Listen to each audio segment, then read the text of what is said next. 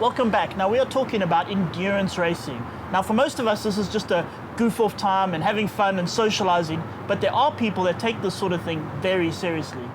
Okay, Andrew, I think I'm right in saying that Uncle Andy Racing is the winningest team in South African endurance racing. That's correct. Since 2013, we haven't lost an endurance race. So the #1 spot's been filled by an Uncle Andy bike. That's pretty impressive, but having said that, it didn't all go to plan in a 12-hour, did it? Yes.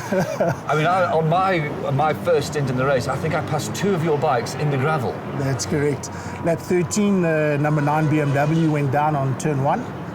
And then that was the professional team. Yeah. And then lap 65, little Zoe Bosch on the Ducati and the rookie team went down as well, and bikes were unable to be recovered.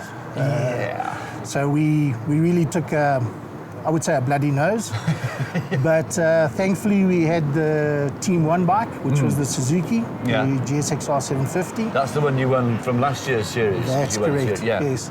And that kept the flag flying. So in reality, 7 endurance races, 7 wins. That's not bad. But now, I mean, I saw the Ducati and it didn't look that badly damaged. But obviously there was just too much for you to do. Well, the tank was split. That was one of the issues. I mean, part of endurance racing is you sort of plan for the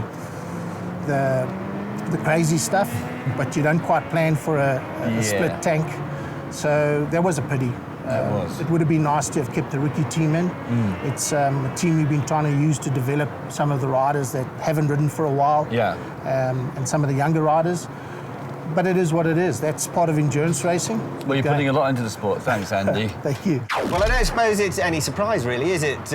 Endurance racing, you need consistency. That's absolutely key.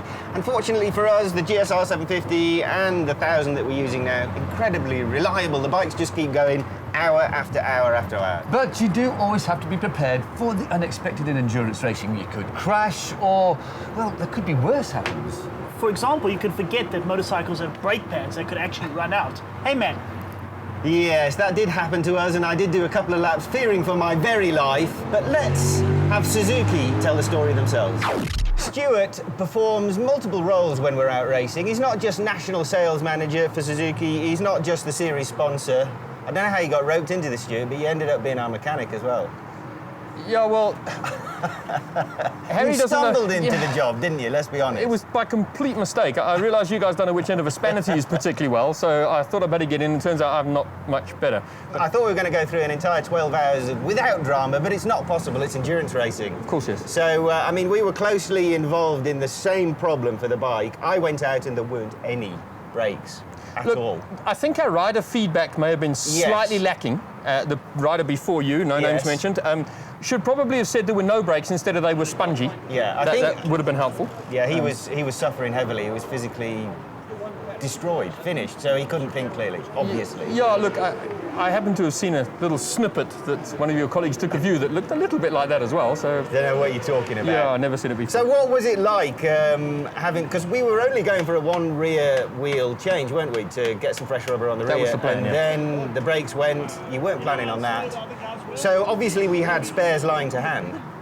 Yeah, pretty much. We need to say thanks to Jacques, because from Red Star Raceway, we managed to steal a set of pads from him, because I may or may not have forgotten to bring some. Yes, and as team manager, supposedly, I may or may not have forgotten to tell you to bring some. Yes, there we are. You see, the mechanic needs a manager too. Anyway, so while we had the brakes off, it just made sense to put a new front tyre in anyway, and give you the best chance while you stood in your leathers and did nothing, recharging, ready to go out and make up the laps. Yeah. I was sweating. Oh, okay. Changing the wheel, changing the brake pads, it looked from my relaxed position in the background that it was difficult. I mean, we'd obviously got the discs super hot, everything was burning hot. You have the scars to prove it. Look, we did go metal to metal slightly for some of the lap. Apparently you braked too much. So they got quite hot, and it was entertaining, as I'm sure the video footage will probably show. It was a little bit entertaining to change them, and then we hadn't really taken out the anti-rattle plates, which you don't need so much for racing. So it was quite finicky to clip them in. We threw them out, and then it worked fine. So there you have it. We did manage to deal with the emergency of the brake pads in relatively professional fashion.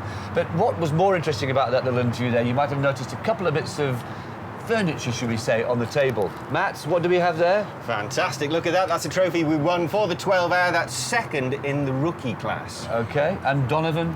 this is overall for the whole championship. We somehow, don't know how, came third. Third overall. It's amazing, That's isn't it? quite impressive. That It's is quite impressive. unbelievable, actually. I think there were a few gasps. Need to touch it. Yes, there were it is There were real. a few gasps of incredulity amongst Mainly the from crowd. us, I Mainly think. from us, actually, yeah.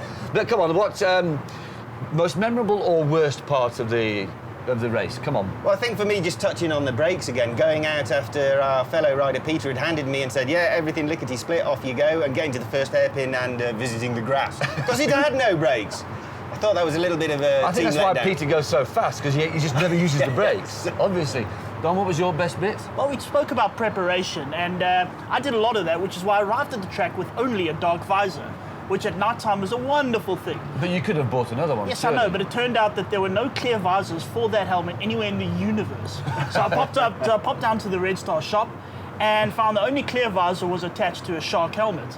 Now, $3,500 is very cheap for a shark helmet. It's bloody expensive for a When clear you just visor. wanted to buy it. They're yeah. not Yeah. as cheap as he says, are they? I mean, at least it was either be blind and crash and die or get a helmet. But Yeah. what about you? I did notice Okay, here we go. a slight drop-off in Harry's lap times when it went to night. Now it was your first time out there Yes. at night. Was it good or not? That was possibly the most terrified I've ever been.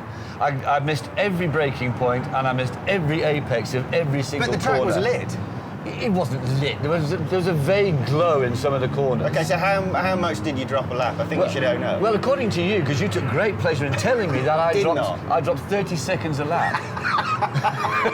you see, the He even encouragement. came up to me and said, have you seen our teammate has dropped a whole second lap? Like, really? What lap time's he doing now? 2:49.